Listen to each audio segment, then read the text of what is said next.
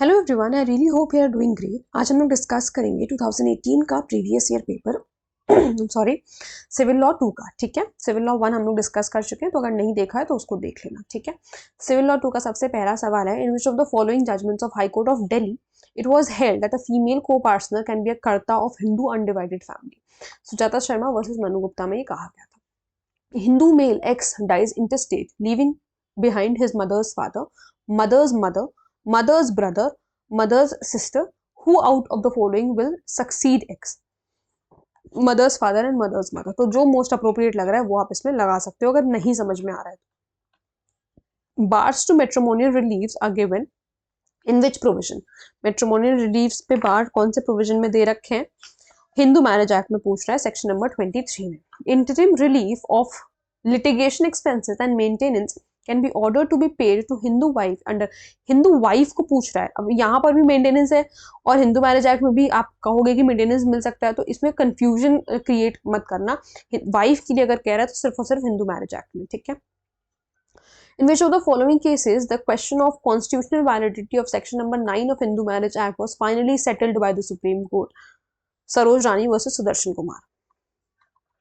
In which of the recent judgment, the Supreme Court held that in a case under section 13B subsection 2 यानी कि mutual consent, divorce by mutual consent, cooling off period may be waived off not only by the Supreme Court under article 142 of constitution but by any court. सिर्फ supreme court नहीं, कोई भी court जो है cooling of period को wave of कर सकते हैं अगर इतना एक्सेप्शनल चीजें हैं वहां पर तो। सो ऐसा कौन से केस में कहा गया था? It is Amardeep Singh versus Harveen Kaur. Out of the following situations, when will the limited estate of widow not enlarge into an absolute right under section 14 subsection 1 of Hindu Succession Act? A widow was allowed to reside in property during her lifetime before the act came into force. अब इसमें आपको sections याद होने चाहिए, तभी जो है आप इसको सही कर पाओगे। चलो देखते हैं हम लोग क्या सेक्शंस है, क्या पूछा गया है। Step father and step mother can not be the natural guardian of a Hindu minor, section number 6 में ये बात बताई गई है। Guardian not to be appointed for minors undivided interest, किसी भी गार्जियन को अपॉइंट नहीं किया जाएगा माइनर के अनडिवाइडेड इंटरेस्ट के लिए। सेक्शन नंबर 12 में बताया गया है पैरामाउंट कंसिडरेशन सेकंड में है। क्या बचा आपका थर्ड वाला?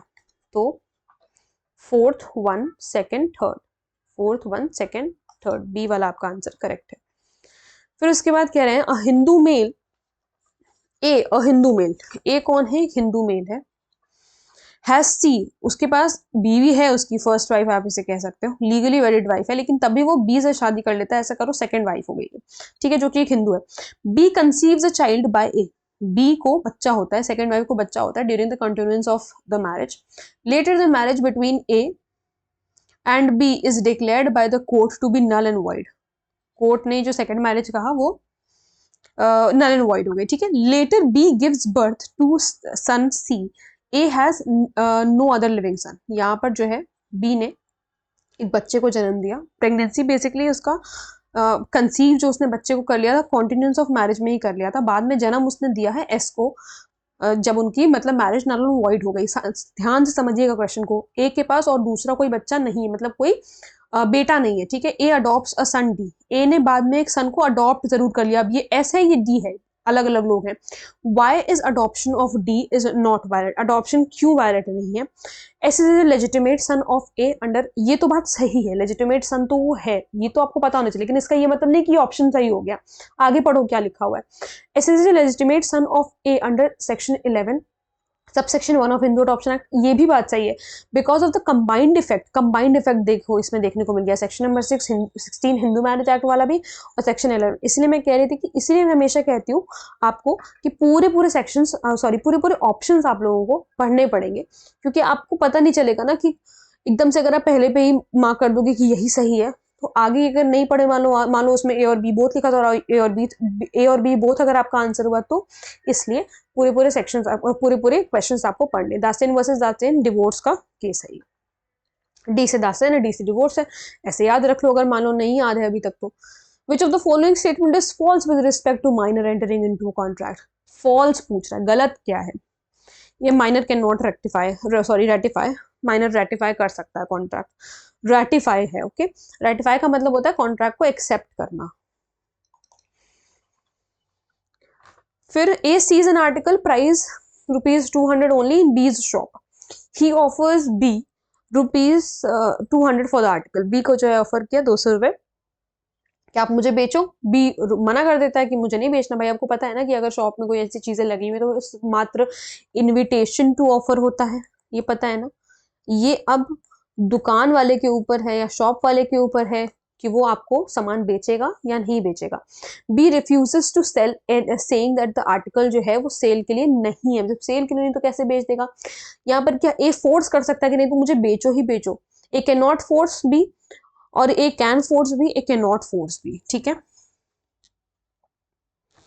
Where two parties have made. अच्छा देखो एक बात यहाँ पे मैं आपको एक चीज और बता दूं। पहले इन्होंने क्या लिखा, कैन नॉट, उसके बाद क्या लिखा, कैन। एक हमारा मेंटल वो होता है, साइकोलॉजी कह लो कुछ भी कह लो, पहले हमें लगता है कैन लिखा हुआ है उसके बाद कैन नॉट लिखा हुआ, और ऐसे होता ही है। ठीक है, जनरली ऐसे ही होता है कि पहले जो है पॉजिटिव वाला लिखा होता है उसके बाद नेगेटिव चीज लिखी होती है।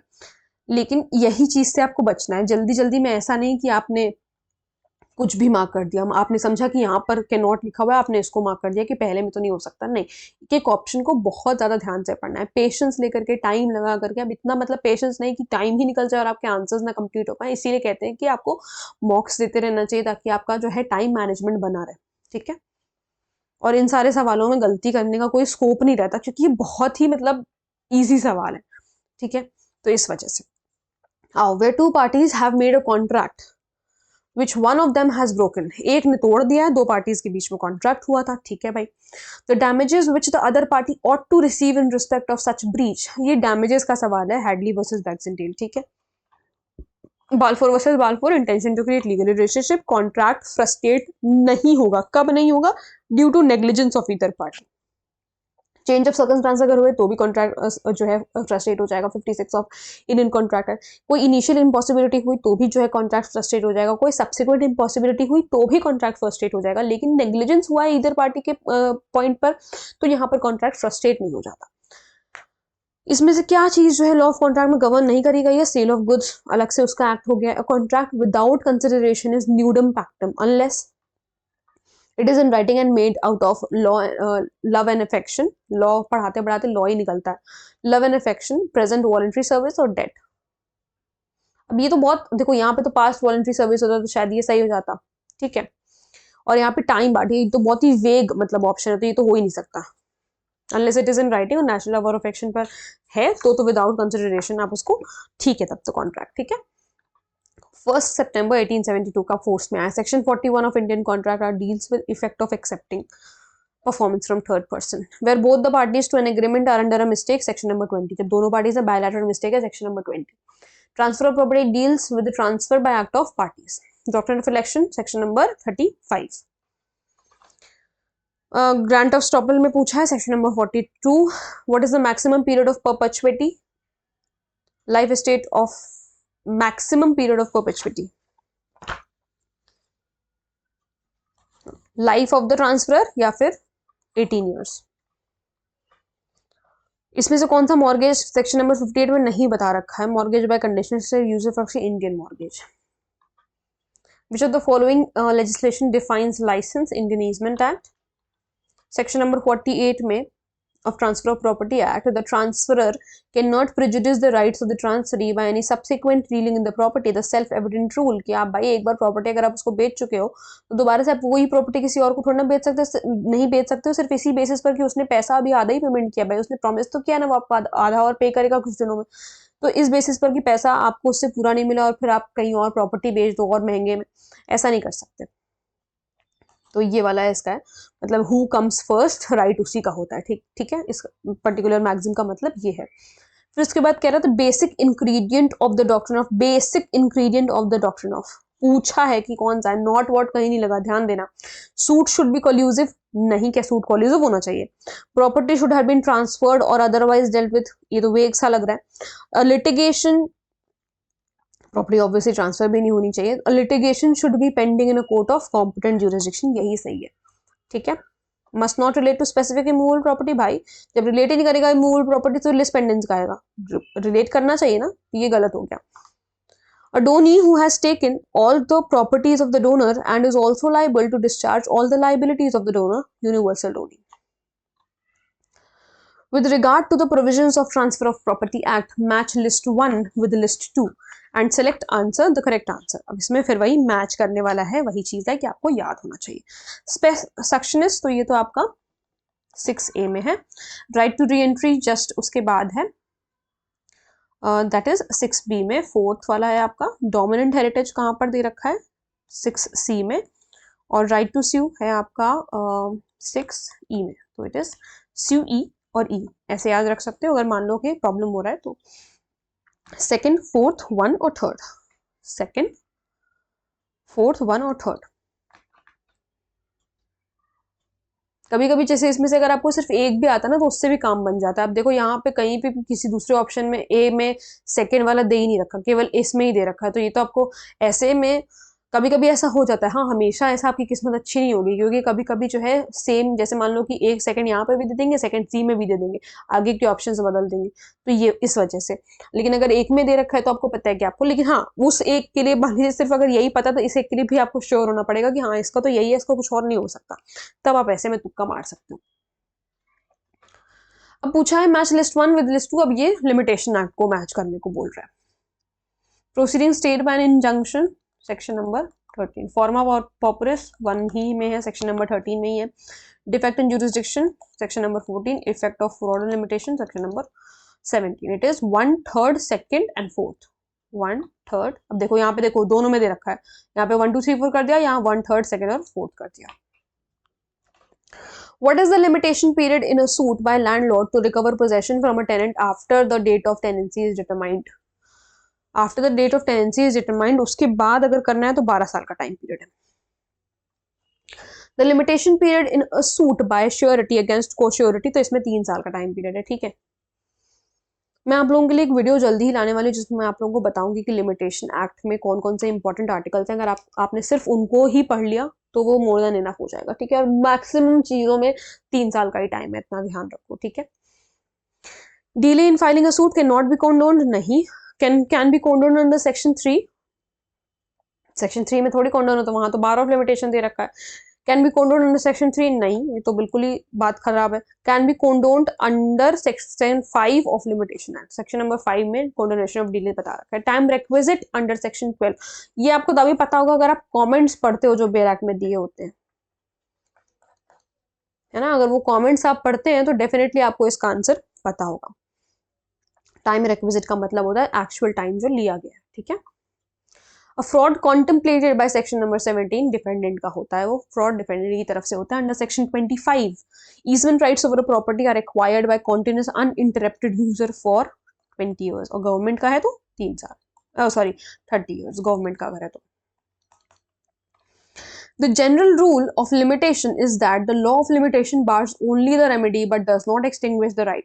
लेकिन इसका ही एक्सेप्शन सेक्शन नंबर 27 में दे रखा है, वही वो पूछ रहा है एक्सेप्शन कहाँ पे दे रखा है इस रूल का. In computing the period of limitation for filing an appeal, the day on which the judgment is pronounced shall be excluded, the day on which the judgment is pronounced shall be included, the day on which the judgment is pronounced and the time requisite for obtaining the copy पूरा exclude किया जाएगा. ठीक है. Under section 19 of the limitation and the part payment debt extends the period of limitation from the date of part payment. जब payment कर दो वही जो है, हाँ, the date of part payment ही सही है. ठीक है, acknowledging of debt नहीं है, from the date of part payment. अब रेंट कंट्रोल एक्ट का क्वेश्चन पूछा है. The fair rent of a building or rented land is determined by the controller taking into consideration the rent जो कि locality में चल रहा है.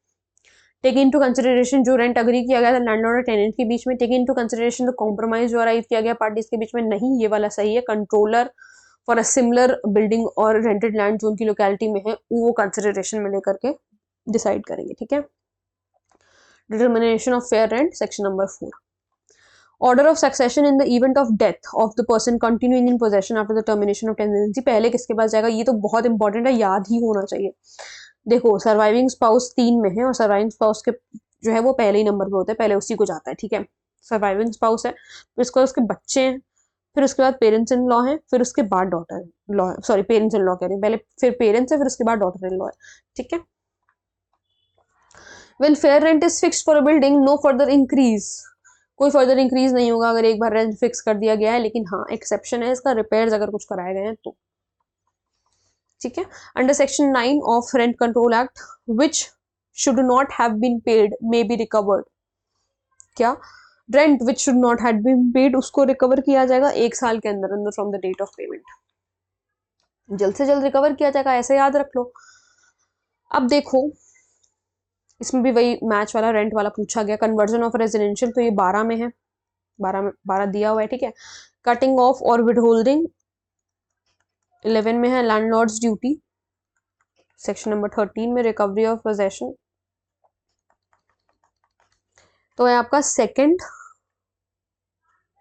इसमें देखो एक ही में दे रखा है, तो यहाँ पे भी आप तुक्का लगा सकते थे, ठीक है, लेकिन श्योर हो अगर किसी एक के लिए तो तुक्का लगा सकते हो, जिस भी एक के लिए अगर आप श्योर हो, देख लो कि अगर ऑप्शन में वो कहीं और नहीं दे रखा तो इसका मतलब वही आंसर है।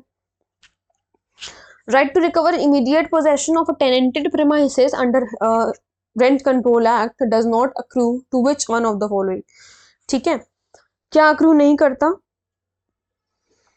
a person in occupation of any residential premises allotted by central government, state government or any other locality, a specified landlord on his retirement, widow, widower of the specified landlord on his death, or a specified landlord retiring from armed forces. Leases of vacant building 19 क्या पूछा है, leave to contest the application for eviction on ground of bona fide requirement 16 के 5 में, ठीक है। Under section 15 subsection 3 of rent control act if the landlord commits any default in making any refund of advance rent, ठीक है, कोई अगर default करता है, एडवांस रेंट वगैरह नहीं पेमेंट करता है, और any other payment within a period of 90 days from the date of recovery of possession, he is liable to pay simple interest, simple interest pay करना पड़ेगा 9% का, ठीक है, एक ही जगह आई गेस इसका इंटरेस्ट बता रखा है तो 9% है, उसको याद कर लो, ठीक है। तो ये था हमारा सिविल लॉ 2 का पेपर जो आज हम लोगों ने सॉल्व किया है, कम टाइम में आज हम लोगों ने इसे सॉल्व कर लिया, बहुत ज्यादा बड़े बड़े क्वेश्चन नहीं थे, छोटे छोटे क्वेश्चन से इसलिए, ठीक है। मिलते हैं नेक्स्ट वीडियो में, थैंक यू सो मच।